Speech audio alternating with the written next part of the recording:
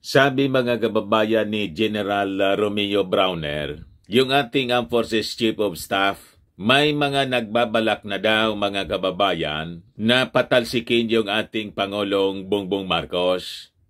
Gusto na maglunsad ng kudita. What?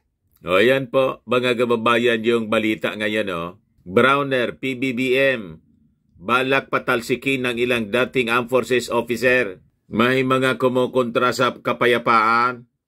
Yan po. Iba niya, Mr. Maravillas, may isang dating opisyal na nanggagatong sa Armed Forces, pati sa pulis. Narinig ninyo yon? Narinig ko rin yon, mga kababayan, yung nagpo-programa po sa gikan sa China. Para sa China. Malamang yung mga sinasabi ni Browner mga kababayan na dating mga opisyal ng Armed Forces, mga retirado, mga minion siguro po, baka dating mga appointees ng gikan sa China. Di ba? But before ko mga kababayan ibigay sa inyo yung complete story ng alleged destabilization sa ating gobyerno, click subscribe muna dito sa ating YouTube channel and hit the notification bell para lagi po kayong updated sa mga kaganapan dito sa ating bansa. Like and share na rin po ninyo ng ating video para marami yung makapanood. At huwag na rin po ninyo mga kababayan na i-skip yung ating mga komersyal para malabanan natin yung destabilization ng mga sakim sa posisyon. Di kayaan na Mr. Maravillas may hand dito yung mga Chinese? Malamang po. Di ba last time mga kababayan, yung mga operatives ng NBI, may naaresto na mga Chinese, dalawang Chinese po in possession of firearms sa Pasig. Malamang mga kababayan. Pero siyempre yung mga Chinese nag-deny. Mamaya po ibigay ko sa inyo yung kwento. Baka related po ito. Una, doon sa gikan sa China. Para sa China. Pero siyempre, matalino yung ating Armed Forces. Alam na nila kung sino yung mga nagbabalak. Ayan po yung balita mga kababayan. Kaya sabi po ni Browner sa kanyang mga sundalo, Xi'an destabilization plots. So Browner cautioned soldiers against participating in any destabilization plot laban sa ating gobyerno. Sa kanyang mensahe mga kababayan sa command ceremony ng Western Mindanao Command or Westmincom, sabi po ni Browner na ang lideratoan niya ng Armed Forces is firm in its commitment to the chain of command and the duly constituted authorities ng ating bansa. So, ibig sabihin, mga kababayan, na yung ating mga sundalo, susunod po sa chain of command. Ang chain of command po, kung sino yung commander-in-chief, ang commander-in-chief po ng ating bansa, walang iba yung ating Pangulong BBM. BBM. So, ang ibig sabihin, nandun ang kanilang loyalty to the chain of command. Hindi nila hayaan na yung panggagatong ng ilang grupo po, lalo yung mga dating opisyal ng Armed Forces. Galing siguro yon sa mga previous administrations. Kasi baka nagnanasa din na ma-appoint. Ngayon, hindi po na-appoint sa posisyon. Di ba ng previous administration? Lahat ng mga retired general na yata, sila yung humahawak ng mga posisyon sa gobyerno as secretary. Lalo yung panahon ni Mao Diggs po. More than half yata sa kanyang mga secretary, military officer po. Yung sa environment, si Simato. Yung DILG noon, si Anyo. Anyong Lupa, Anyong Tubig. General Anyo. Sa housing, si Eduardo Del Rosario. Sa customs noon mga kababayan, si Lapiña. Sa DSWD, mga kababayan, si General Rolando Bautista, si Galvez noon, mga kababayan, na undersecretary ng DOH. Ayan pa, mga kababayan. Duterte praises 12 ex-military men in cabinet. Malamang yung mga dating general, mga kababayan, ng previous administration, sila ngayon ang hindi mapakali. Nagparinig na po si General Browner. So may warning siya doon sa mga nasa active duty na huwag silang sasali dito sa mga nag-iingay po. Sabi ni General Browner, once we find out that any of the active personnel are involved in destabilization, we will knock swiftly but judiciously, he vowed. Browner also appealed to destabilization plotters. Please do not involve the active personnel of the armed forces. Huwag ninyo anyang idadamay yung mga sundalo natin. He revealed that there have been efforts to recruit from among the ranks of the armed forces. Maraming humihikayat sa mga individual members natin. May recruitment na pala, mga kababayan. Pakinggan natin yung statement ni Browner. I-play ko po, mga kababayan, yung audio. We're former officers of the armed forces of the Philippines. At nakausap ko yung iba sa kanila. Sabi ko sa kanila, sir, you have the right to do that because we are in a democracy. But please, do not involve the active personnel of the armed forces of the Philippines. Awa na tayo sa ating bansa. Let's give our country a chance to move forward to progress. Maawaan niya kayo sa ating bansa. We have to move forward anya para ma-attain natin yung progreso, sabi po ni Browner. Marami kasi anya tayong naririnig ngayon na mga masasabi na destabilization efforts na dapat daw palitan ang ating Pangulo. Dapat magkaroon ng kudita, sabi po ni Browner, sa mga sundalo. Sadly anya, some of them are former officers of the armed forces of the Philippines. Nakausap ko ang iba sa kanila. Sabi ko, you have the right to do that because we are in a democracy, but please do not involve the active personnel of the armed forces. Pero nilinaw, mga kababayan, ni Browner na yung destabilization effort is not widespread daw po. So may idea na po kayo, mga kababayan, kung sino yung nanggagatong po nito? Alam na this niya, Mr. Maravillas. So sabi ni Browner, wala naman tayong naririnig na malawakang galawan, but may mga movements noong September 21. May mga grupo na nagsasabi na mag-rally tayo. Alam natin kung ano ang layunin nila. We are warning our soldiers not to join any of this movement as we want our country to move forward to progress, sabi po ni Browner. So yun, mga kababayan, ang mga maiinit na balita ngayon. Ano yun, Mr. Maravillas, na sinasabi mo na may nahuling 2 Chinese na may dalang armas doon sa Pasig? At baka ito mga gusto magpatalsik sa ating Pangulong Bongbong Marcos, may outside forces po na involved. Mga theories man lang po natin, pero hindi po malayo.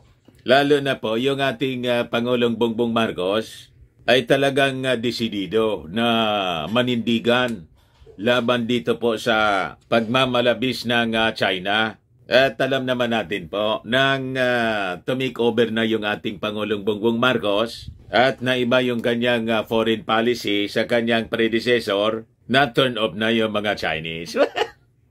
Kasi noon, nagpipiesta yung mga Chinese po. Kasi yung nakaupo, pro-China. Di ba? So malamang malalim po ito na sinasabing destabilization ni Armed Forces Chief of Staff General Romeo Browner. Pero yung Chinese Embassy po, nag-deny. Ayan po, mga kababayan. Chinese Embassy denies sleeper cells in Philippines. Yeah, yung tanong natin, mga kababayan, di kaya may connection nito sa destabilization? Tanong lang po. Ibigay ko sa inyo yung kwento. Sabi diyan, Chinese Embassy on Friday denied the alleged existence of China's sleeper cells in the Philippines. Sleeper cells are described as dormant groups waiting for orders to conduct infiltration and intervention activities. Seryoso po yung ganitong mga kwento. So sabi dyan, we are working with the Philippine law enforcement authorities to investigate the said case to jointly combat transnational criminal activities. We have also noted that the National Bureau of Investigation officer working on this case pointed out that there's no truth that this is part of the plan of the Chinese to create destabilization plot in the country, said the Chinese embassy in a statement. Kita ninyo mga kababayan, may kasabihan po tayo na walang oso kung walang apoy. So, nagdi-deny sila na parte ito sa destabilization plot. Pagkatapos, ngayon, kahapon,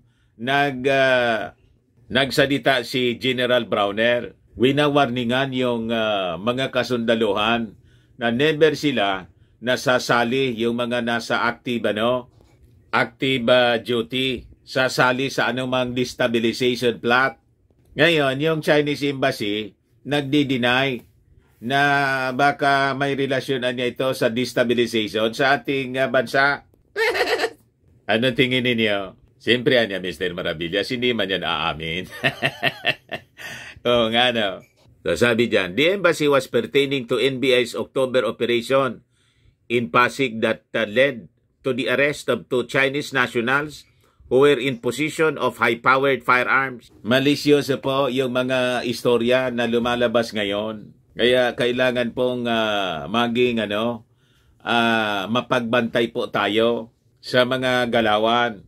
So hindi malayo na talagang may mag-intention po na tanggalin yung ating Pangulong Bongbong Marcos. So sabi dyan sa balita, for the Chinese Embassy, this was only an isolated case but persons with ulterior motives took advantage of the situation and made baseless claims against China and Chinese people.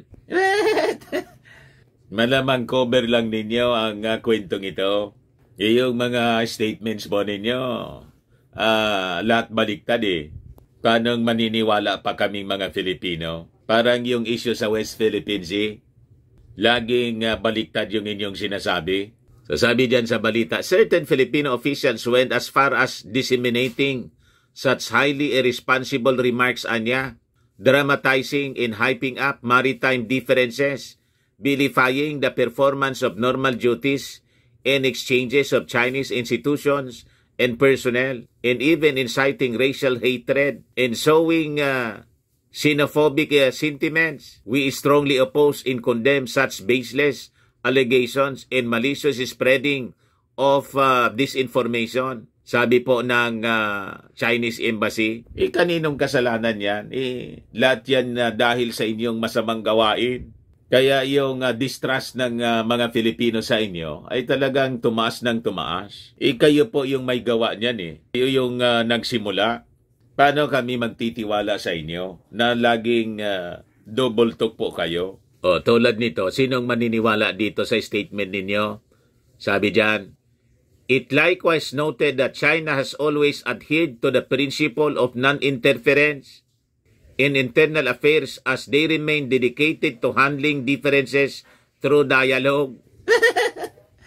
Alam namin na ngayon may mga pinupunduhan kayo na mga propagandista laban sa administrasyon Bongbong. Yung iba nga bumisita pa sa inyong bansa nang bumalik dito. Ayun, naging rabid critics na ng ating Pangulong. Yung pro-China propaganda, yung laging nasa bibig niya. Pati yung mga minions po, at ang daming mga vloggers na pinopromote yung agenda ng China, yung mga makapili na mga Filipino. Kaya nga yung ating Philippine Coast Guard, si Commodore Tariela, nagsalita na. Binunyag niya yung mga grupo kahit hindi niya pinangalanan, pero alam na mga kababayan kung sino itong mga grupo na nagpapalaganap ng propaganda ng China. Sabi dyan, the embassy claimed that the accusations disrupt diplomatic efforts between the Philippines and China. Lahat po kayo may kasalanan yan. It is hoped that the Philippine side will work in the same direction with China and follow through on the consensus between the two heads of the states so as to jointly safeguard our bilateral relations and maintain peace and stability in the South China Sea. Kami naniniwala sa mga statement po ninyo. Kaya mabuti naman yung ating Pangulong Bongbong Marcos. In-engage niya yung ating mga kaibigang bansa. O ngayon nga po, bumisita yung ating kaibigang Japanese Prime Minister. Ayan po, sabi dyan, Japan will work with the Philippines to strengthen cooperation in maintaining and strengthening a free and open international order based on the rule of law amid complex crisis facing the international community. Sabi po yan ni Japanese Prime Minister Fumio Kishida. Di ba? Ayan po mga kababayan yung ating bisitang Japanese Prime Minister. Di ba nakakatawa? Dati yung Japan kaaway natin, ngayon barkada na natin. Di okay. Tayo naman po, hindi man tayo palaaway. Di ba? Nakakatawa po. Pwede man sana na magbabarkada lang. Tulad nito mga kababayan, live and let live. So yun, Philippine-Japan to start talk on sharing military training operations. So di ba napakaganda mga kababayan? Para hindi makaporma yung mga barkada ni Mao Diggs. Ganon yung objective ng ating Pangulong Bongbong Marcos. Kaya malamang pinagkakaisahan mga kababayan ng mga pro-China yung ating Pangulong Bongbong Marcos ngayon. Nag-iisip sila.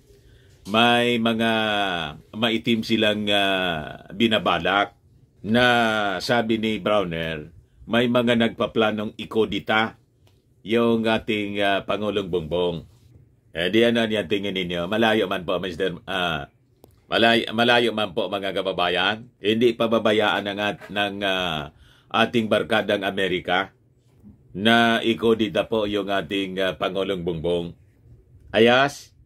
Ayan man lang po mga kababayan. Baka lang gusto ninyo po itong itry Firmax Firming and Lifting Cream. Pinapahid po sa mga pulses and affected area. Mainam po sa paninigas na mga kaso-kasuan. Ito naman po Automax Revitalizing Serum. Sa mukha naman yung application. Anti-aging po siya. You will look 10 years younger than your age. Sa mga cancer patients naman po, baka lang gusto ninyo itong itry Nengxia Red Mix Fruit Drink. Hindi man po siya gamot, food supplement siya. Kaya lang, gawa siya mga kababayan sa goji berry. Yung goji berry may anti-cancer properties. O ngayon, yung mga inquiries ninyo po, dumiritso na lang kayo sa aming messenger sa Facebook para masagot namin agad. Ngayon, yung mga naghahanap po ng malinis at spacious fitness gym, bumisita lang po kayo sa aming Colossal Fitness Gym. O yan po. We also offer Grab car rental with our brand new 2023 model Toyota Innova. Also accept booking for those who are planning to travel via PAL and Cebu Pacific. At may bills payment din po kami para sa Meralco Bills, PLDT, etc. Ang Colossal Fitness Gym is located at 3rd floor, Security Bank Building, Lanco Business Park, Legazpi City. For inquiries, hanapin lang po ninyo yung aking anak, Julon Maravillas. Contact number po niya, 0966-802-0949. Ayan po ang Colossal Fitness Gym. Occupied namin po yung 3rd floor, pati yung roof deck. Kaya kami po yung pinakang malaking fitness gym dito sa Albay, sa Legazpi City. Yan po. Diba? Napakalinis niya. Ito naman po yung car-rental namin. Padangat car-rental. Brand new siya, Toyota Innova. Para komportable po kayo sa inyong mga travel. Ito po yung grand launching. Napakaraming tao yung dumalaw po. Siya po yung anak ko, may-ari. Bisita namin si DILG Assistant Secretary Beth Lopez de Leon. Saka si Vice Governor Glinda Ong Bungao, yung nakapink. At saka mga kababayan yung first Filipino woman Grandmaster, si Janelle Fry na. Siya po, oh. BBM. Nagsasay ng BBM si, si Asik De Leon. Ngayon man lang po, mga kababayan. Ako po si Dante Maravillas. Bye-bye. God bless.